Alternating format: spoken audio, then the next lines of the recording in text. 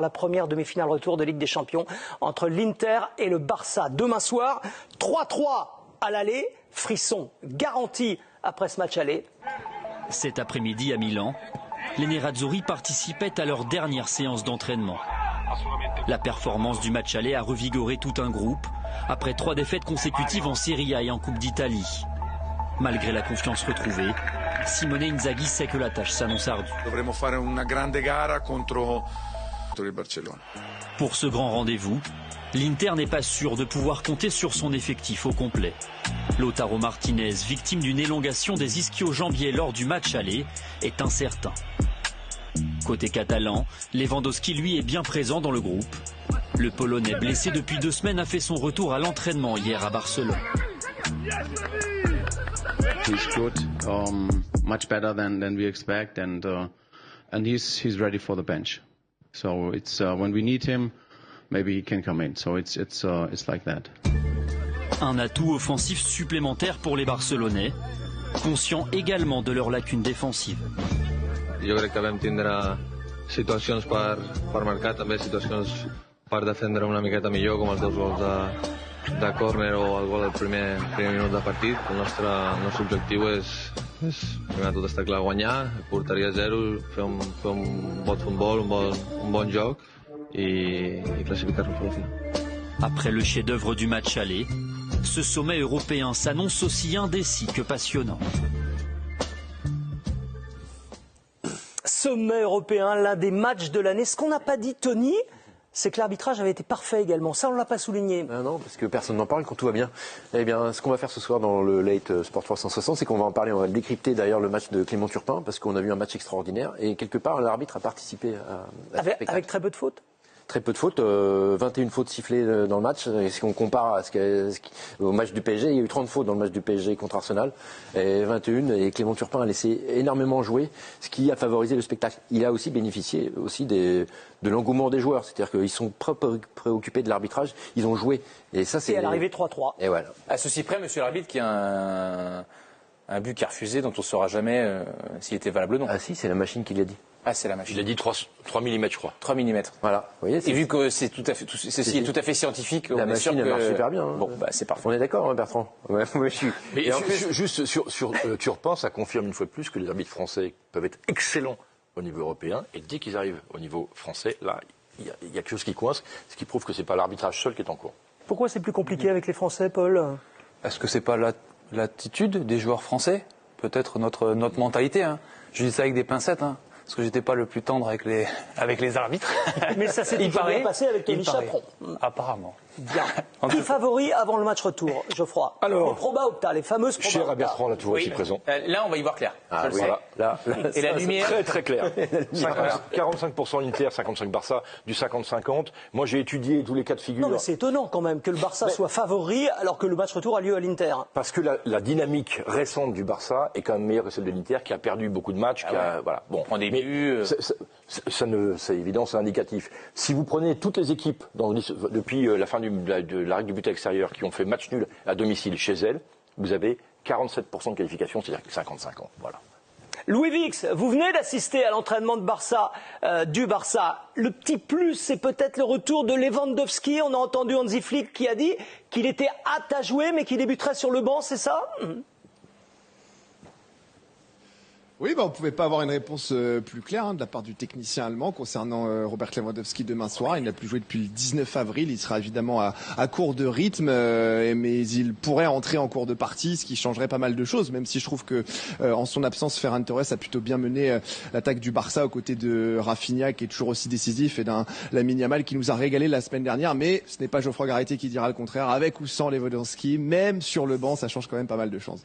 C'est l'idole de Geoffroy, tout le monde le sait. Il peut à lui seul changer le visage de Barça? Déjà, il faut voir ses stats de la saison, puisqu'à 36 ans, il est quand même le meilleur buteur européen. Alors, je compte pas le Portugal, mais des grands championnats, avec ses 40 buts devant Harry Kane et Kylian Mbappé.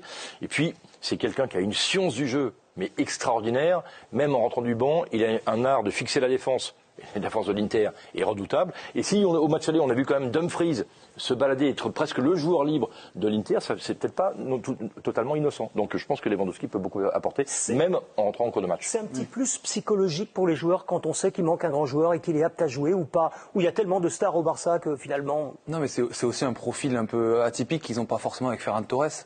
C'est quelqu'un qui peut fixer une défense, qui peut prendre des ballons, qui peut caler des ballons hauts, qui peut servir vraiment d'appui pour laisser les électrons libres un peu autour de lui et les servir. Donc forcément, quand on est défenseur, c'est pas le même type de profil d'attaquant. Donc en l'occurrence, il fera sûrement sa rentrée, mais ça va être un match différent, je pense, quand il va rentrer. Je dis pas qu'il est meilleur que Ferran Torres, je dis que ça sera quelque chose de différent.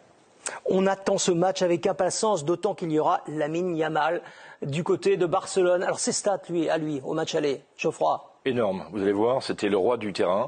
Déjà 6 tirs, record du match, 6 dribbles réussis, record du match, 8 duels gagnés, record du Barça. Alors que c'est un joueur évidemment offensif, 17 ballons touchés dans la surface adverse, c'est-à-dire plus que toute l'équipe de l'Inter. Il a été omniprésent. Il n'a pas été l'homme du match, mais c'est pas très grave. Bon, encore une fois, c'est subjectif, mais il a été fabuleux et on l'a tous souligné. Écoutez, vous avez entendu ce qu'avait dit Simone Inzaghi sur lui après le match aller, comme quoi il n'avait jamais vu ça. Il a remis ça, mais au micro de Louis cet après-midi. Dovremmo essere bravi, insomma il Barcellona non è solo Lamine, anche se ho detto nella gara di andata che un talento così nasce ogni 50 anni perché è un grandissimo giocatore, però tutti quanti i giocatori del Barcellona come quelli dell'Inter sono giocatori forti e sarà un gran bel spettacolo.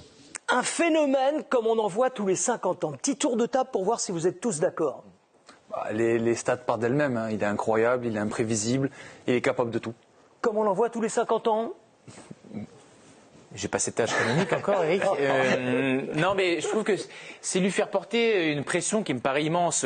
Enfin, déjà, si c'est un talent qu'on voit tous les 10 ans, c'est déjà très bien. Donc, je vois passer Messi, pas Messi, vers Messi. Simone Inzaghi, il en a vu quand même. D'accord, mais Simone Inzaghi, il en a vu, mais il a aussi bon rôle de mettre une pression énorme sur un joueur de 17 ans en disant j'ai jamais vu ça de ma vie. On peut déjà le comparer à Pelé, Maradona et Messi. On va le comparer justement. Mais je pense que, on ne peut que être déçu de le comparer à un joueur comme Messi, qui est un joueur qui a marqué l'histoire du football. Déjà, s'il marque l'histoire contemporaine du Barça, ce sera déjà énorme. Oui, mais sans compter qu'il a commencé tôt, qu'on a aussi vu des joueurs, parce qu'ils commencent à la fin de leur adolescence, être très vite éreintés, parce qu'ils ont commencé très jeunes, à la fois mentalement et physiquement. Donc moi, je prends le bonheur là où il est, j'ai un plaisir immense à le voir jouer. C'est un joueur qui frappe la rétine et qui marque les esprits. Les Français le savent, il nous a planté un but avec l'Espagne contre la France à l'Euro. Là, c'était une demi-finale aller, il est très bon. Voilà, Messi, c'était 50 buts par an pendant 10 ans. Est-ce qu'on peut quand même, pour rebondir sur ce que dit Bertrand, est-ce qu'on peut quand même le comparer à Messi à son âge? Non, on peut pas. C'est-à-dire 17 ans, 9 mois et 22 jours. Non seulement c'est un phénomène technique, mais c'est également un phénomène de précocité. Et regarde, à son âge, Messi, qui a commencé tôt, n'a compté que 7 matchs, 0 but, 0 passe D avec le Barça. Lui, c'est 101 matchs, 22 buts, 27 passes D, et ça ne fait 100 matchs, même pas 18 ans. Bien sûr. Mais justement, quand Inzaghi dit 1 tous les 50 ans, moi je vais plus loin, c'est 1 tous les 70 ans, parce que je suis remonté en arrière, et pour moi le seul auquel on peut comparer à cet âge-là, c'est Pelé, qu'a cité... Mbappé par exemple. Non, mais Mbappé c'est 17 matchs à cet âge-là. Oui. 17 matchs. Mais Messi, au bout de 100 matchs, il avait marqué combien de buts? Alors c'est une bonne question, j'ai pas le chiffre. Mais Messi a vraiment explosé à partir de 21, 22 ans. Ronaldo encore plus tardivement. Voilà. Mais Bertrand a raison de souligner le fait, c'est que on ne sait pas si physiquement il ne sera pas usé prématurément. Mais là aujourd'hui, on ne compare pas leur carrière. On ne compare pas la carrière de Yamal à celle de Messi. On compare à l'instant, au même âge, ce qu'ils ont déjà réalisé. Donc en termes de précocité, en termes de buts, en termes de match. Donc la carrière, il aura la carrière qu'il aura. Peut-être qu'il est un peu dans l'abus de dire que tous les 50 ans, peut-être que c'est une façon aussi de mettre un peu la pression sur son adversaire. Non mais Paul, c'est vraiment à l'instant, à 17 ans et 9 mois, voilà, comparer ce qui est comparable. Eh ben, il faut comparer avec Pelé dans ce cas. Voilà, qui a 17 ans et 9 mois ou 10 mois est champion du monde avec le Brésil. D'une manière générale, en ce moment, les joueurs commencent de plus en plus tôt et il y a de plus en plus de phénomènes de précocité et je ne compare pas les carrières, mais je veux dire, on nous a fait les caisses sur votre copain René Kamavinga quand il est éclos. Zaïre Emery, c'était pareil, phénomène de précocité dont on n'a jamais vu. À la fin de la carrière, à l'âge à laquelle tu as commencé, c'est bien. Mais après, auquel tu as commencé, c'est bien, mais il y a aussi ce que tu fais. Donc, Yamal, il est très très bien parti. Mais je veux dire, quand il aura 25 ans, l'idée sera de savoir combien il met de buts par saison. Et Messi en mettait 50, 70. Bertrand Argan-Fagnou, qui est notre chef d'édition, me dit dans l'oreillette 41 buts au bout de 100 matchs pour Messi. C'est le double. C'est le double de Yamal. Voilà. C'est pas, c'est double, 22, c'est pas non plus le même poste, c'est pas la même équipe, parce que Messi,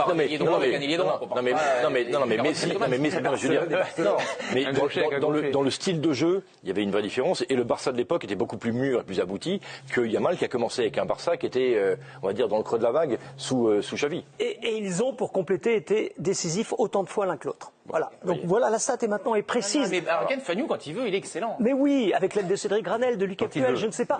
Vous avez revu justement, Paul, avec Lucas Puel, le match de Lamine Yamal à l'aller. Vous en retenez quoi? On se régale.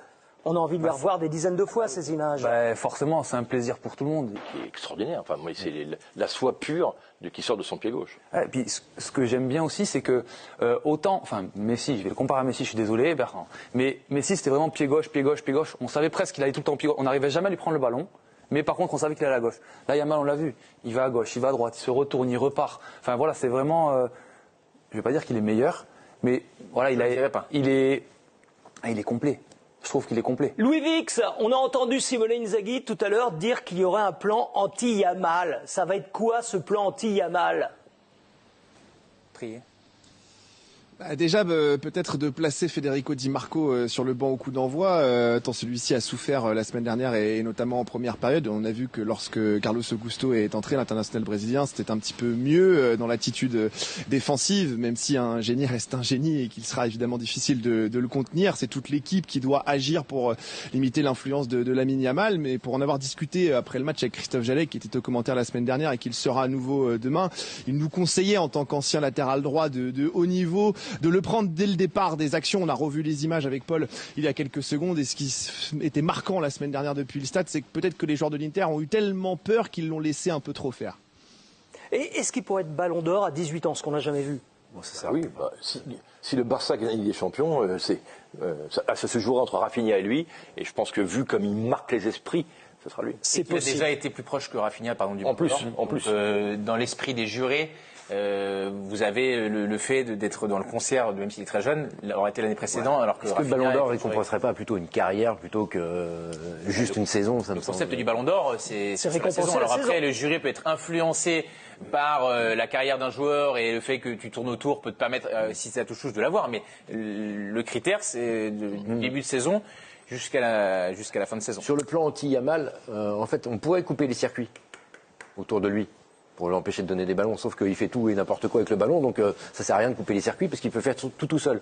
Donc la stratégie pourrait être ça. Donc la seule stratégie possible, c'est de le museler lui complètement. Et est-ce qu'un arbitre surveille différemment les défenseurs quand on sait la façon de jouer de Yamal? C'est évident. Il faut se préparer tactiquement, parce que si vous oubliez qu'il y a Yamal sur le terrain, en fait, vous n'allez pas à côté de votre match, parce que là, typiquement, le plan anti-Yamal, c'est j'en mets deux dessus et il bouge pas pendant un quart d'heure, et quitte à lui faire peur. Louis, un petit mot de l'Inter quand même, qui restait sur 3 défaites de suite avant le match aller, qui s'est régénéré avec ce 3-3. État des lieux, où en sont par exemple Benjamin Pavard, Lautaro Martinez, dites-nous tout. Hein. Alors Benjamin Pavard avait participé à une partie de la séance d'entraînement hier. Il s'est à nouveau testé aujourd'hui et il n'est pas suffisamment remis de sa blessure à la cheville contractée juste avant la demi-finale la semaine dernière. Donc l'international français a priori ne sera pas titulaire demain soir dans la défense à 3 de Simone Inzaghi. Les nouvelles concernant Lautaro Martinez. Coup de bluff ou pas, messieurs, de le voir à l'entraînement aujourd'hui, élongation des ischio-jambiers. On se rappelle de son visage marqué en pleurs carrément, l'international argentin au moment de quitter la pelouse de Montjuïc la semaine dernière. Va-t-il être en mesure de démarrer? A priori, les confrères italiens semblaient assez positifs sur la possibilité de le voir démarrer à la pointe de l'attaque avec Marcus Thuram. Merci pour ces infos, Louis. Attention à cet Inter, et là je me tourne vers le statisticien. Je sais ce que vous voulez me demander comme question. Du plateau. Attention. Combien de temps? Tiens, je vais vous poser la question. Combien de temps, d'après vous, l'Inter a été mené au score cette saison en Ligue des Champions? Ah, mené au score, non, ils l'ont pas été au match aller, puisque 2-0, 2-1. 11 minutes. 11 minutes, dit Paul Bice. Au hasard. Au hasard. Je dirais moins d'un quart d'heure. Moins d'un quart d'heure. 21 minutes. 21 minutes, Geoffroy. C'est 11 minutes, bravo à Paul Bice qui a bien étudié. Vous l'aviez dit quelque temps. Mais Paul, si vous préparez les émissions J'ai avant de révisé. venir, vous tuez le métier, là. Pour boss avant, c'est cuit, quoi. Faut arrêter, là. Là, c'est pas bon, là. Oui, mais il y a des bons